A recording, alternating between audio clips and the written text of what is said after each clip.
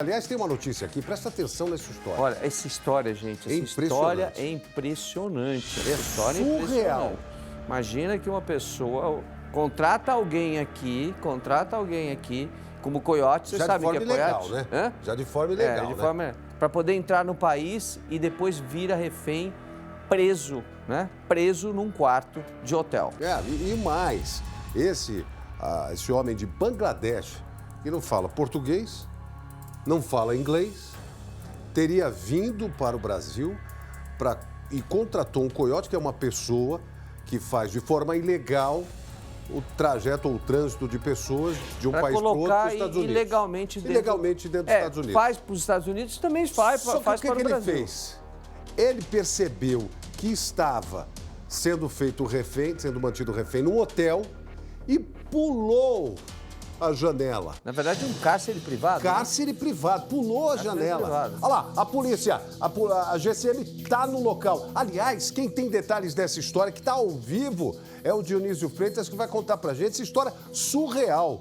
O homem chegou no hospital e ninguém conseguia conversar com ele. Foi preciso utilizar um tradutor para entender o que estava acontecendo, Dionísio. Isso é um aplicativo de tradução através do celular, viu, William? Boa noite a você, boa noite ao Celso e a quem acompanha o Cidade nesse momento. E toda a história aconteceu exatamente nesse trecho aqui da Zona Norte de São Paulo. Começou ali por volta das 11h30 da manhã, quando um homem pulou para o terreno que fica atrás dessas portas. Aqui é um estacionamento, tá? Esse homem pulou por uma janela, tentou descer pela tubulação de esgoto na parede, só que ele escorregou, o cano cedeu, ele caiu de uma altura muito grande e quando bateu no chão terminou quebrando os 2 tornozelos. As pessoas que estavam lá dentro, assustadas, tentaram ajudar esse homem, que desesperado tentava chegar aqui na rua. Dizia que falava nas palavras, no idioma dele, algo que parecia para as pessoas que ele queria chegar na rua. E quando ele chega aqui no asfalto, a informação das pessoas que conversaram com a gente, William e Celso, é de que aqui na frente ele se ajoelha e tenta, já que ele não conseguia ficar em pé, de joelhos atravessar até o outro lado da rua. Porque as pessoas diziam, tem um pronto-socorro lá atrás, você não consegue ficar em pé. Aí foi quando a história começou a surgir. Aí, segundo as pessoas, ele terminou sendo arrastado pelo funcionário do hotel de volta lá para dentro. As pessoas ficaram meio que em choque diante dessa cena, disseram que esse homem tinha que ser levado para o hospital. O hospital fica a 300, 400 metros daqui. Ali na frente a gente consegue ver o semáforo, as luzes lá do hospital na frente. E foi dentro do hotel que a Guarda Civil Metropolitana terminou sendo acionada. Porque existia ali naquele momento a suspeita de que algo estaria acontecendo dentro desse estabelecimento comercial.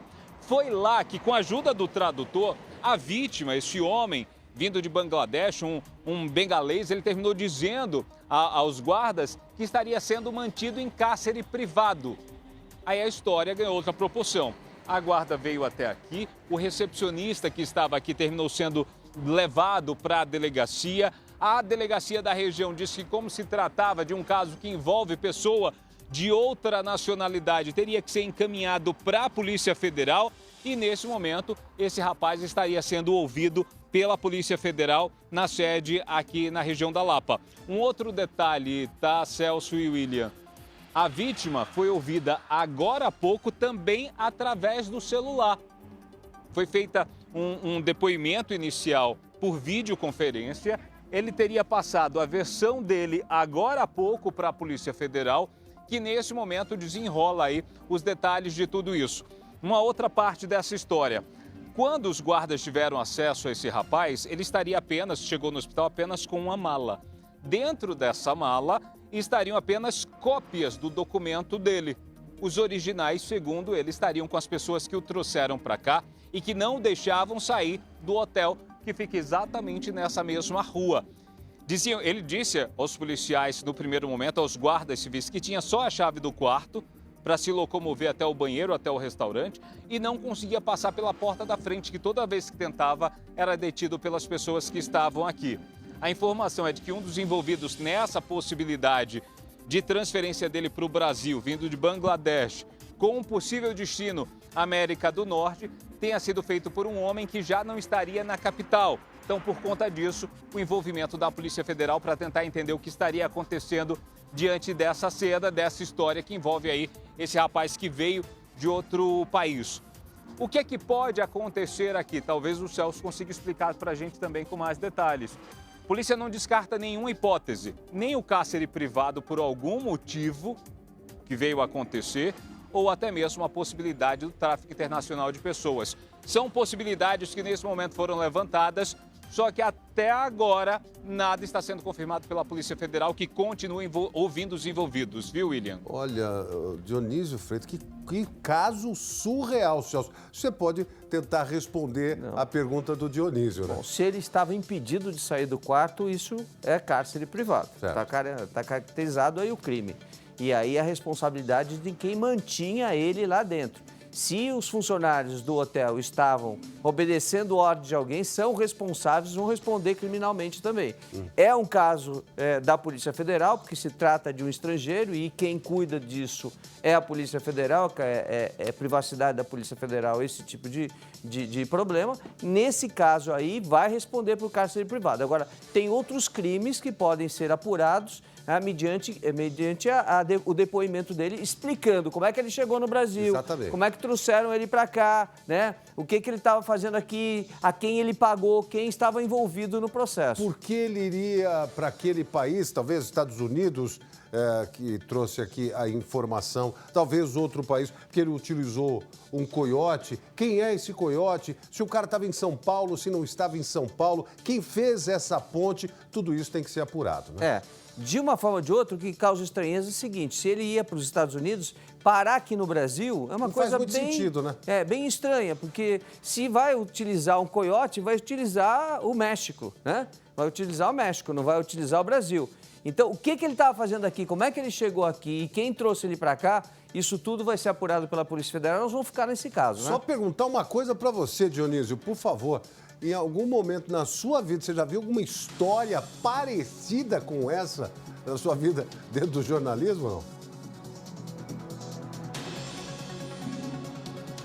Nesse sentido, já vi alguns casos, mas já se tratava de tráfico de seres humanos, inclusive de pessoas mais novas, adolescentes que eram trazidos para cá, na realidade eram jovens mulheres que eram trazidas para cá para serem traficadas dentro desse comércio clandestino e levadas até algo que a gente conhece como a prostituição em alguns estados aqui do Brasil, bem como eram levadas para fora também.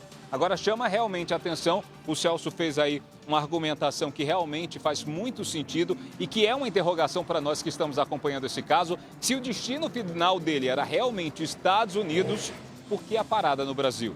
Por que tanto tempo no Brasil? A suspeita é de que ele estava aqui há pelo menos 4 dias. É isso aí, obrigado, Dionísio. O Dionísio vai continuar acompanhando. Continuando, respondendo ao Dionísio, o que a gente já viu bastante, né, são bolivianos que chegam aqui na tentativa de emprego e acabam sendo vítima de cárcere privado para trabalho escravo. Isso acontece bastante. A comunidade boliviana hoje tem mais de 200 mil bolivianos só na capital de São Paulo. Então, a gente tem casos como esse, a gente já viu e já mostrou, inclusive numa das matérias da Patrulha do Consumidor, Sim. Nós pegamos um caso de uma padaria em que dentro daquela padaria dormiam bolivianos que estavam ali numa vida subhumana. Mas aí são casos análogos à escravidão. Exatamente. Né? Agora, como esse, eu não tinha visto. Fala, Dionísio, Dionísio. Só aproveitando o ensejo, Celso, a gente também já mostrou aqui na Zona Norte de São Paulo um caso que veio com o 13º Batalhão, com as delegacias aqui da região, um caso, inclusive, que envolvia pessoas da América Latina, não vou dizer aí a nacionalidade, porque é uma investigação que ainda está acontecendo, que eram utilizadas como mulas, eram trazidas para cá ou com a droga ingerida, presa no estômago, e aqui elas faziam todo o processo de retirada dessa droga, ou elas engoliam os pacotes com a droga aqui no Brasil e tentavam voltar para regiões como a Bolívia, levando todo esse entorpecente.